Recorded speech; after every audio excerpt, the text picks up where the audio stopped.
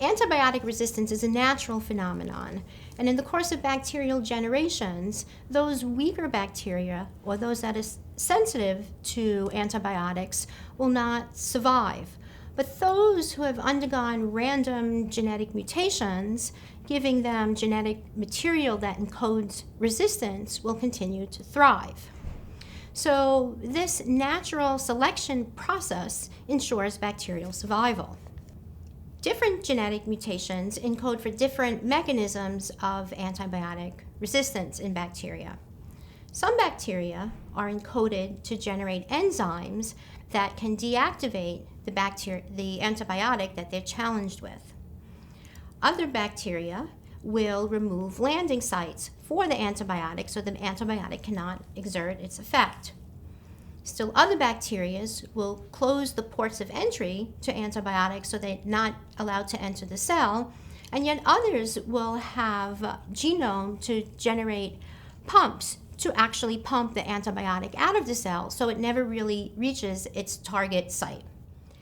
When antibiotics have this ability and genome to create antibiotic resistance, they can pass it on both vertically to future generations of microbials, ensuring survival, or horizontally through cell-to-cell conjugation, thereby sharing genetic material with others of their species and even other antibiotics.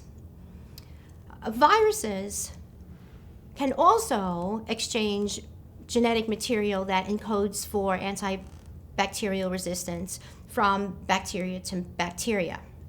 Current high and increasing levels of antibiotic resistance are thought to be due to overuse and abuse of current antibiotics that we have on the market. And this is due to overuse in medicine and other industries such as agriculture. So this overuse of medications increases selective pressure for antibiotic resistance. Staph aureus is a highly adaptable microbe to antibiotics, and in fact in the early 1960s is when staph that was resistant to methicillin antibiotics emerged. Since then, staph has become increasingly resistant to many classes of antibiotics, and it's not only staph, but many of the common microbes that we encounter, including strep, Haemophilus, and Pseudomonas. Alarming levels of resistance across many microbes and across bacterial classes has been demonstrated through the surveillance studies of ocular isolates, first the TRUST studies and more recently the ARMA studies. The CDC has reported that approximately 2 million Americans per year have suffered infections from an antibiotic-resistant bacteria. And certainly one can understand that these infections can occur through any body system, including the eye. So eye care practitioners have to be aware that there are increasing levels of microbes that are resistant to the antibiotics that we are familiar with.